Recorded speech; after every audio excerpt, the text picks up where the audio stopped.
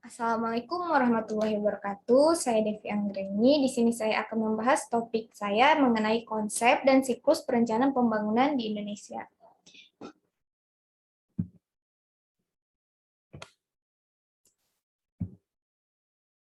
Nah, yang pertama di sini ada agenda pembahasannya, yaitu pertama mengenai pengertian sistem perencanaan pembangunan, tujuan dari rencana pembangunan, jenis perencanaan pembangunan, kandungan rencana pembangunan, hierarki perencanaan pembangunan, dan siklus dari rencana pembangunan. Nah, langsung saja. Yang pertama itu, Sistem Perencanaan Pembangunan Nasional menurut Undang-Undang Nomor 25 Tahun 2004 tentang Sistem Perencanaan Pembangunan Nasional adalah satu kesatuan tata cara perencanaan pembangunan untuk menghasilkan rencana-rencana pembangunan dalam jangka panjang, jangka menengah, dan tahunan yang dilaksanakan oleh unsur penyelenggara negara dan masyarakat di tingkat pusat maupun daerah. Nah, di sini ada 5 tujuan perencanaan pembangunan menurut Undang-Undang Nomor 25 Tahun 2004. Yang pertama itu mengkoordinasikan pelaku-pelaku pembangunan, yang kedua mengintegrasikan pembangunan antara daerah, waktu, fungsi pemerintah yang berbeda, pusat maupun daerah, yang ketiga menghubungkan dan menyelenggarakan perencanaan penganggaran, pelaksanaan, dan pengawasan, yang keempat mengoptimalkan partisipasi masyarakat, dan yang kelima, memanfaatkan sumber daya dengan baik. Nah, rencana pembangunan nasional dibagi menjadi berbagai jenis yang memiliki hierarki dan cakupannya masing-masing. Yang pertama itu ada rencana pembangunan dibagi atas rencana pembangunan jangka panjang atau RPJP dan rencana pembangunan jangka menengah atau RPJM. Nah, di sini RPJP itu memiliki rentang waktu selama 20 tahun, sedangkan RPJM memiliki rentang waktu yang lebih singkat, yaitu selama 5 tahun. RPJM ini merupakan penjabaran dari RPJP, sehingga RPJM wajib merujuk ke RPJP. Nah, RPJP dan RPJM ini diberlakukan pada 3 level pemerintahan, yaitu nasional, provinsi, dan kota maupun kabupaten. Nah, dari yang kedua itu ada rencana strategi yang dibagi atas rencana strategis kementerian lembaga atau Renstra KL dan rencana strategis kesatuan kerja perangkat daerah atau Renstra SKPD. Nah, keduanya ini memiliki rentang waktu yang sama, yaitu selama 5 tahun.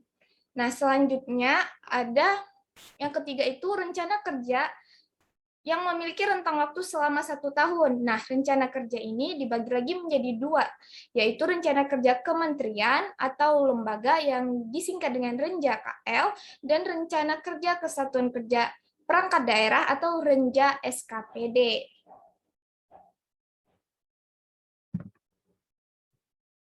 Nah, rencana pembangunan juga memiliki kandungannya masing-masing. Nah, ada visi, yaitu keadaan yang diinginkan pada akhir periode perencanaan, misi sebagai upaya-upaya yang akan dilakukan untuk mewujudkan visi tersebut.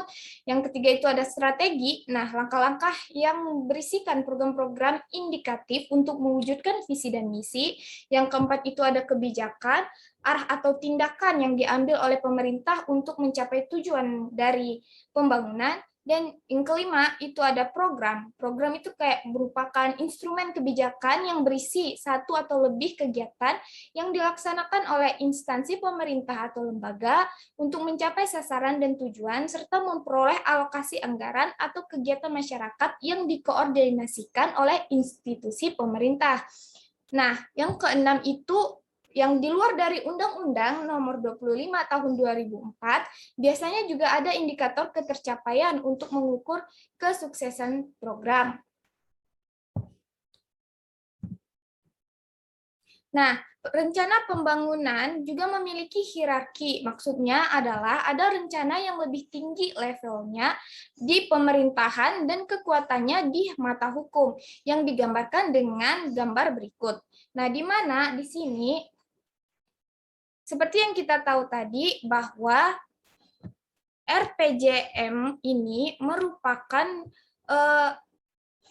penyebaran ataupun perluasan dari RPJP nasional. Nah, sehingga dari RPJP nasional menjadi ke RPJM nasional, selanjutnya juga dijadikan ke RKP atau rencana kerja.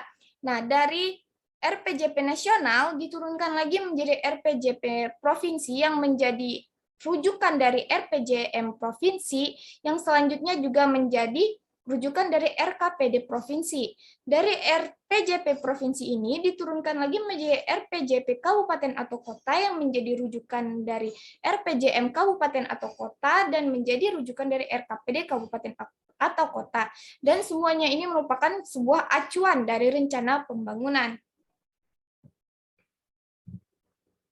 Selanjutnya, di sini rencana pembangunan juga memiliki siklus yang berlanjut.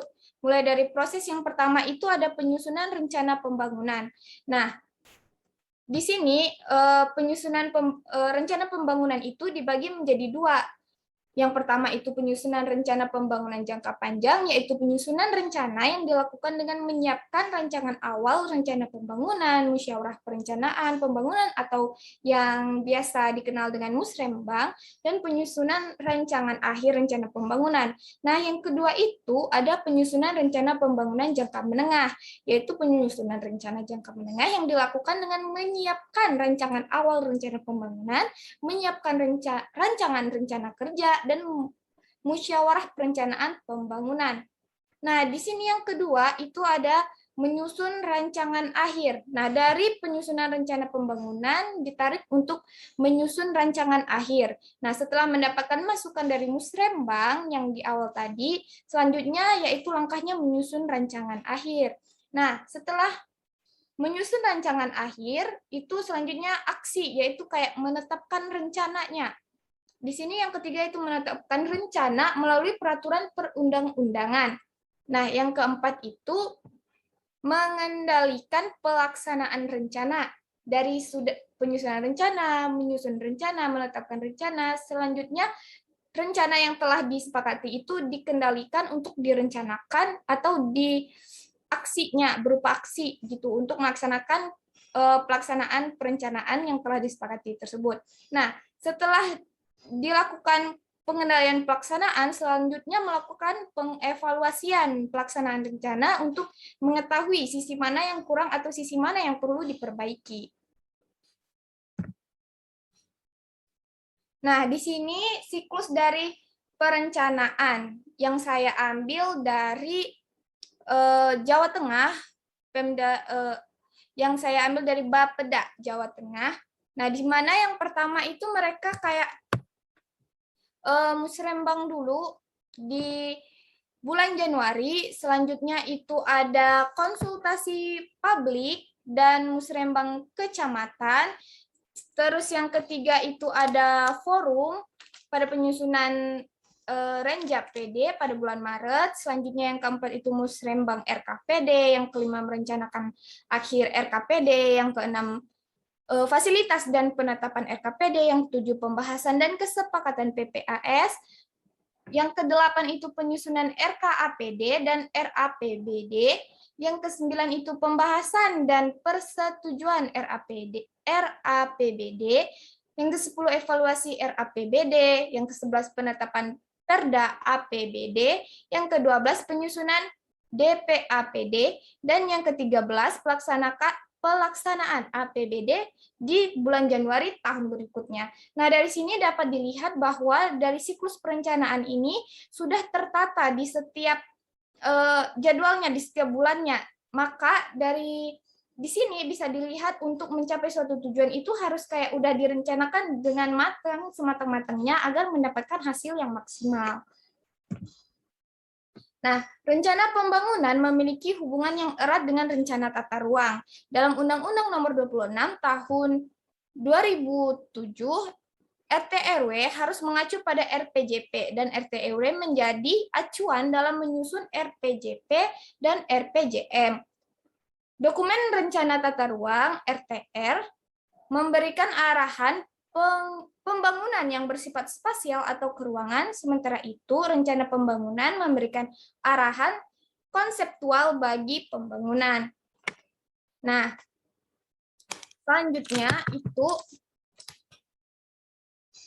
Rencana pembangunan berperan besar dalam rencana pembangunan jangka menengah memiliki sisi politis karena visi, misi, dan programnya merupakan penjabaran dari visi dan misi Presiden terpilih untuk RPJMN atau Rencana Pembangunan Jangka Menengah Nasional, serta visi dan misi kepada daerah terpilih untuk RPJMD atau Rencana Pembangunan Jangka Menengah Daerah. Rencana pembangunan berperan besar dalam pembangunan negara kita. Oleh karena itu, sebagai warga negara yang baik, kita wajib mengawasi proses keberjalanannya mulai dari perencanaan, pengesahan, pelaksanaan, hingga evaluasinya. Sekian untuk pemaparan materi dari saya. Lebih dan kurangnya saya mohon maaf. Saya akhiri dengan wabillahi taufiq wal hidayah. Wassalamualaikum warahmatullahi wabarakatuh.